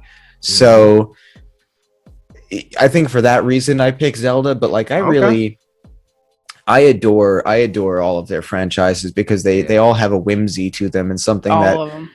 Like it's like coming home, right? Like anytime you turn on one of those games, like whether it's a replay or something new, like it always just feels right. Right. Yeah. Even have you played Splatoon? No. I've heard it's super fun though. It's incredibly fun, but it's a competitive game. It's their way of putting their name on competitive, serious game, but it's still Nintendo. It's goofy, like Mario Kart, right? Goofy animals splashing paint on each other. Yeah, and it's just like Mario Kart. Mario Kart's competitive. Yeah. I wanted to say, ain't it? Yeah. The friendship ender. My favorite is probably Fire Emblem. Is one of my favorites. Oh, Fire Emblem is phenomenal. Three Houses is so good. Yep. I got the limited edition 3DS up there on the top shelf. Oh yes. Yeah, Fire Emblem I came to late as well, but I adore that series, and I forget that it's Yeah. Yeah, Yes. man. Never opened it. Wow, that's so rad. But Change that. it was it was just I was late to the party. I think I started playing. Thanks. Take it easy. All right, Michael. Mike. No, but I started playing it on GameCube, and then ever since then, it's phenomenal. It's just fun. The voice acting. I just love the animation. Systems are so deep. Yeah, exactly. And then Nintendo did a good job of spreading itself out too, because it's kind of like a smaller compared to like PlayStation or Xbox, but it's like they have so much variety. It's like something for everybody. And it's so fun. Especially now. Have you guys played Hollow Knight? Oh, I love Hollow. So I've been super into what do they call those games? Metroidvania. I forgot what the name of those kind of games are, where you kind of start all over again once you lose all your roguelites and roguelites and all like that Dead stuff. Cells. Yeah, Shovel Knight is incredible. Yeah, Shovel Knight. If you Shovel Knight, Dead Cells, The Messenger. If you guys haven't played The Messenger, oh my god, The Messenger. It's like a throwback homage to Ninja Gaiden, but it's done in both 8-bit, and then there's a thing where it goes to 24 or 16 or 24-bit halfway through the game, and you can go between both. The soundtrack is insane. Like, it's one of the most fun games I've ever played, and it's not super long. Like, it's a must play. Right? Okay. Hell yeah. You'll look up the trailer for it, The Messenger, and you will be like, oh my god. Like, thanks, put it on the list. That's another one. Instantly, the music alone is going to make you want to play it tonight. Like, it's that good. Yeah, I love that. Here, I mean, video games that have that epic soundtrack to it, it just amps it up, man. It's like a great garnish to a great dish. Like Persona. Yes. Yeah. And Shin Megami. That's a game. Shin Megami 5. Yeah, we didn't bring up Shin Megami. Dude, it's so good. I've been playing. I'm like 35 hours in already. Yeah. Hey, one that did it for me. Go ahead, Banks. No, I was just gonna say, like, those games, like, they take a lot of time. Like, Persona 5, I think I put like 100 and I think I'm still halfway through Persona 5 technically. Yeah, it's a lot to do. 5. No, the first 5 or Royal. Oh, I mean, look, yeah, man. When I say Persona 5, I just mean Persona. I mean, even if I'm talking about Royal, I still just call it Persona 5. Well, we got 3 now, so plus a dance game. I forgot. Yeah. No, just the you got OG. Strikers. Yeah, Strikers. I forgot. Yeah. I was just gonna say that one game that soundtrack really did it for me was like Demon Souls, Dark Souls. That whole franchise. It's just like when you get into the boss fight. Yeah, it's just like. God, it's phenomenal. Yeah, like it's that let's go feeling. Yeah, it's like that is the most triggering franchise in all of franchises. It's so tough, man. And I was honored to have a couple of my friends run. We ran the whole game together. No way, that's epic. Like as soon as you can get somebody in your game, we ran the whole thing straight through together. So that's a super fun game to play with people. You say run. I played Bloodborne only like a few months ago for the first time, and I was like, this is one of the best experiences I will ever have playing a game. I'm so excited for Elden Ring. Right, yeah. I'm a big game nerd, man. I'm like, I want to play everything. Same here. When I have time, I do it, man. Yeah, that's what you got to do, man. It's a great getaway, man. I'm playing something called Green Hell right now. It's just a survival game. Ooh, I don't know about that. Just came out 2021, but it's like literally you're in the jungle, you get shipwrecked, and you gotta sanitize your own water, the whole 9. Right. Oh, cool. Okay. It's just something to spend time doing. But my next question, check that out too. I'm looking into this. I'm looking into this. Yeah. No, but next question. Growing up, did you have a favorite 80s or 90s movie, or both? Do you have one of each? Ooh. Any genre. Right now, it's any genre. Gosh, it's so hard because I really loved all. I mean, literally from like Alien and Blade Runner and. Well, that's my Ridley Scott's my favorite director. Oh, hey, no question. Hey, they coming at his neck right now. I was about to say, we don't need to talk about his comments on MCU. Yeah, they're coming at his neck right now. You know what? It's so funny. A lot of directors, like I love Denis Villeneuve, and it's like sometimes these interviews, I'm like, guys, just don't say anything. Just don't say anything. Like it's just like, just direct. Don't Yeah, like because this stuff they're always going to put their foot in their mouths with some comment that is either going to be misquoted or is just going to come off snooty and unnecessary. Well, it's like you said, if he feels that way, he feels that way. That he has a right to feel that way. Yeah, that's fine. Uh-huh. Well, I love my favorite is one of my favorite directors period who also has a new movie out right now that I'm psyched, and Ray Chase is in, is Paul Thomas Anderson's new movie. Right, yeah. Paul Thomas Anderson is one of my favorite directors ever. And I love that, like, you know, if you look at his list of movies, people consider him like, you know, high art Oscar kind of, you know, director. Right. Like, and they've asked him a lot about like, hey, would you ever do a Marvel movie? And like his answer is always like, I would love to, but like they probably would never offer me one. But he's like, that stuff's awesome, you know, like, and like that's the mentality for me that I always kind of go with, you know, I love directors who are like, dude, that would be cool, you know. Yeah, that's the piggyback off of what you just said, because Tom Hanks was just interviewed and he said the exact same thing. He said, yeah, nobody from Marvel has ever reached out to me, but I God, imagine Tom Hanks in a Marvel movie. He would be so awesome. I love him. To finish answering your question, yeah. I'm one of those crazy kids who I watched everything. Like I was obsessed with film. So like for me, I watched every 80s movie, like anything that you could think of, from like all the classics, The Breakfast Club, Rocky Horror, to the 90s. You know, I was a kid. I grew up in the 90s, so like that was just me going to the movies. Like I can tell you where I was sitting in the theater for Jurassic Park, Nightmare Before Christmas. You know, these are movies that I saw in their original run in theater. Like these are the movies that shaped my life. You know, so it was. Like you name it, like Miss Doubtfire, you know, like Lion King, like these were all the movies that like I got to see in theaters and just radically put me on this crazy adventure, like compelled me past rationale to be like, well, this is I'm compelled to do this now. Hey man, I cannot complain with that answer. It was just a phenomenal time to be a kid, really, and grow up to transition. You know, it's just. Phenomenal. Oh my god! And we had like Power Rangers and yeah, it was just all the cartoons. A great time to really be creative. Batman, you know, it's not as. I don't think it's as robotic as it is nowadays. If you're not careful, it's just I don't know. It was just a certain feel for the 80s, 90s, even 70s movies, man. And my third question for you: growing up, did you have a TV show or movie that really scared you from the horror genre? Oh, or not even from horror genre. Was there anything that really scared you? I mean, Teletubbies. I mean, could have been anything. You know what's funny?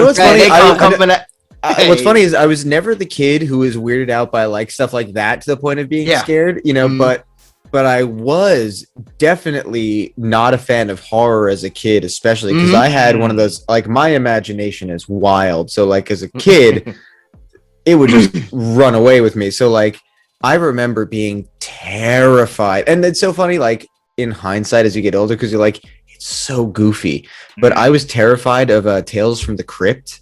And I was a big I was a big movie kid. So like I was watching HBO and like all this stuff. Like my parents would let me watch. You know, yeah, like down to the minute, and then like suddenly, and back in the day, HBO would just do that thing where like the movie would end, the credits would end, and then there'd be like the quick HBO commercial, and then the show would start, and suddenly it was like, and I remember that opening credits to like Tales from the Crypt, and it would be that like, oh god, get out of here, you know, like I would be terrified because it was just so creepy to me. And a lot of it was I wouldn't even like let myself experience these things fully through, and I probably would have actually enjoyed them, realizing like, oh my god, they're not actually that scary, but I would like the idea of it, and it would be like, you know, what was it, 10 o'clock at night or whatever it would start. Like that was also like, oh my god, you know.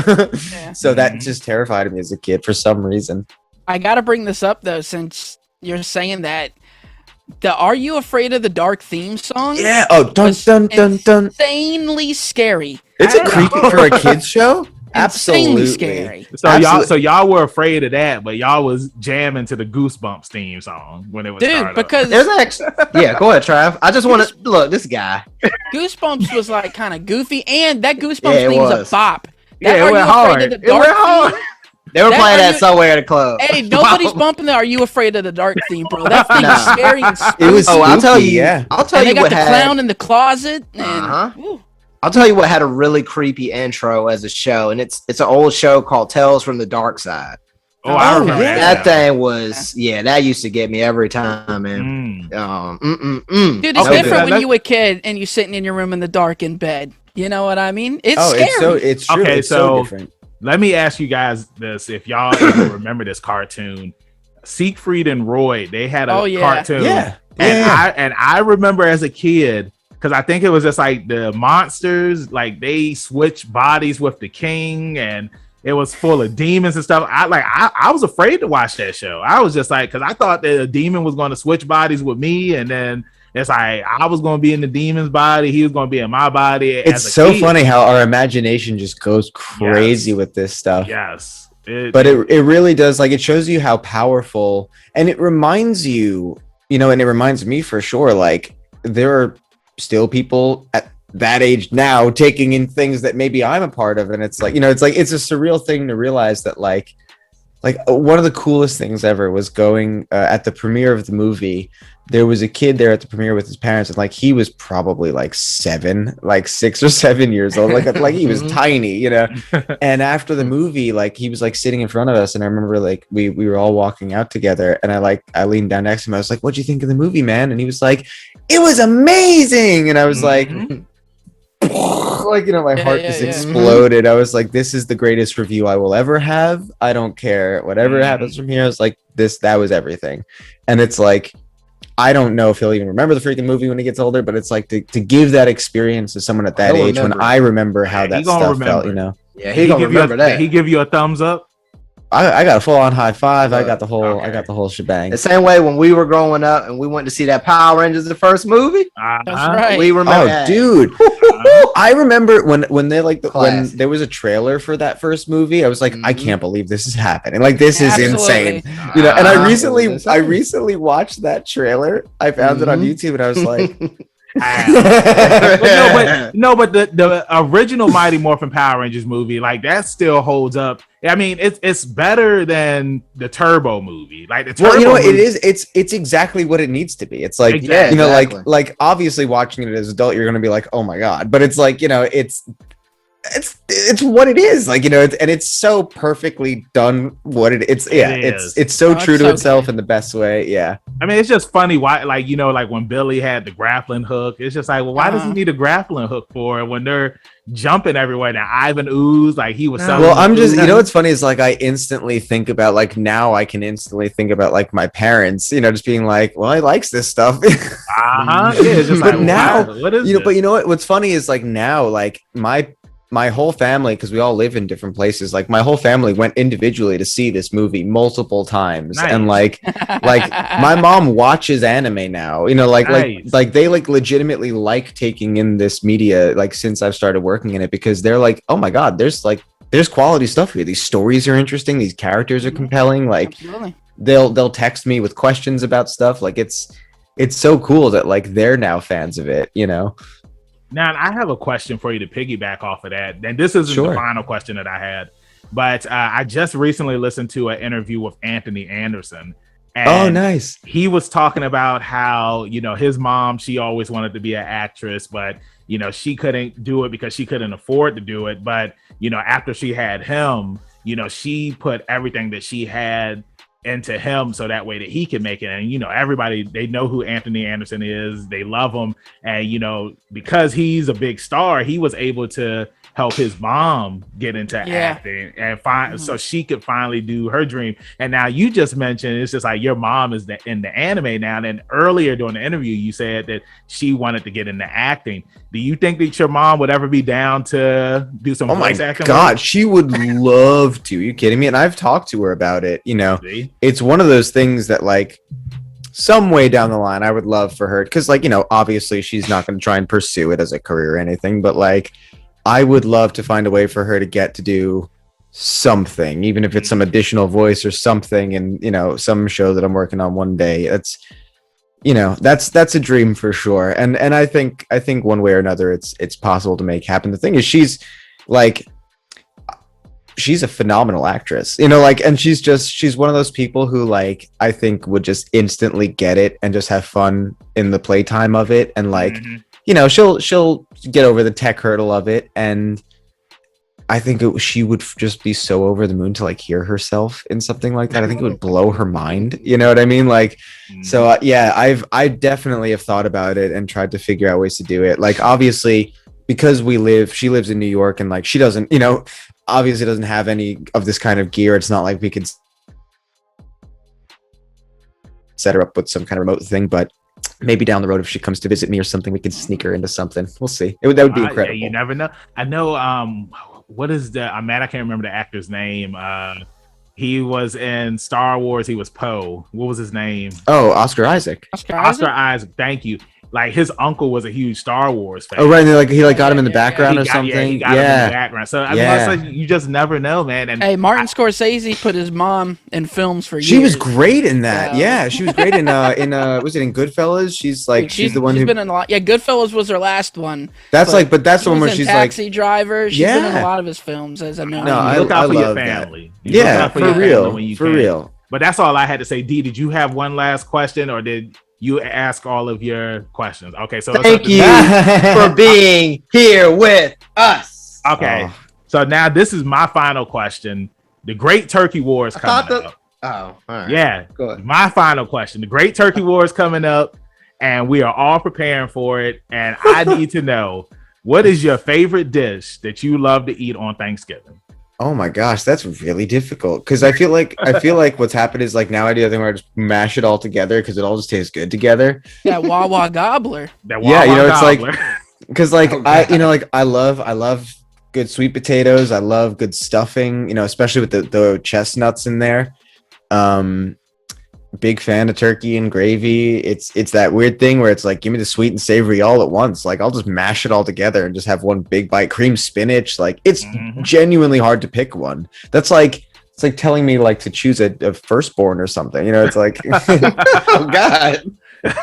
It's so funny because it's such a non-holiday for us in so many ways, but it's easily my favorite as far as food goes. Like, my whole family, we've always looked forward to Thanksgiving for that. Like, my mom cooks a hell of all of that stuff. Like, it's one of my favorite times of year. Like, I literally, like, one of the saddest things about November not being with them right now is not being able to do that together, because I love cooking too. So like getting to cook as a family is a really fun thing for us. And like, that to me, it's like that whole process of like putting the love in your food and getting it back. Putting your foot in it. Yeah. I think maybe just to give you a solid answer, I think today I'm going to say sweet potatoes. Okay. Now, sweet potatoes with the marshmallows on top, or no marshmallows? It depends. It depends on how sweet they are. If they're done, like if they're like already kind of like caramelly and glazed, and like if they have enough brown sugar in it. Yeah, like if it's got like what I like about the marshmallows is you can get that like crust.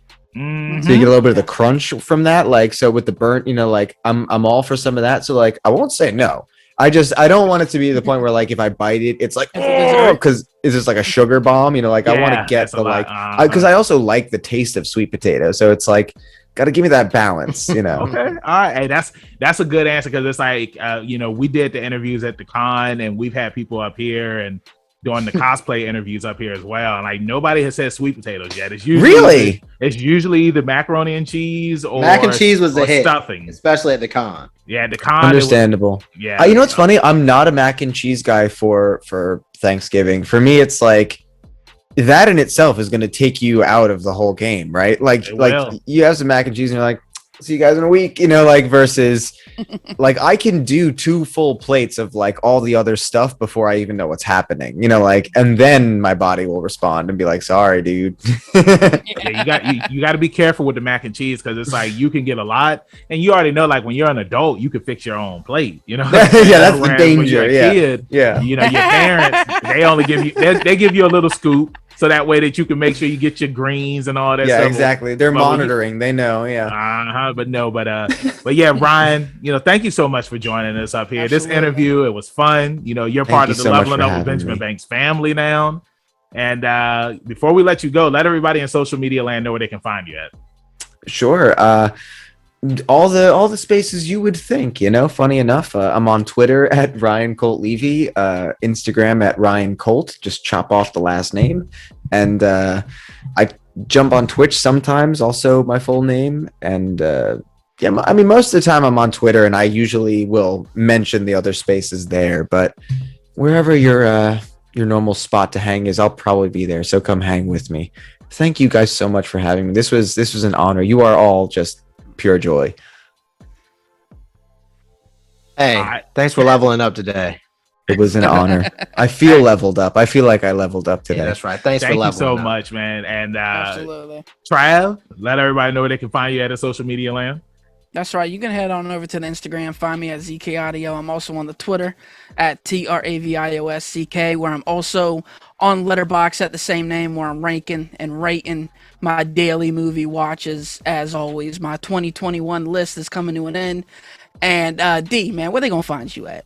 You can find me as always at rebellious_D23 at Instagram.com.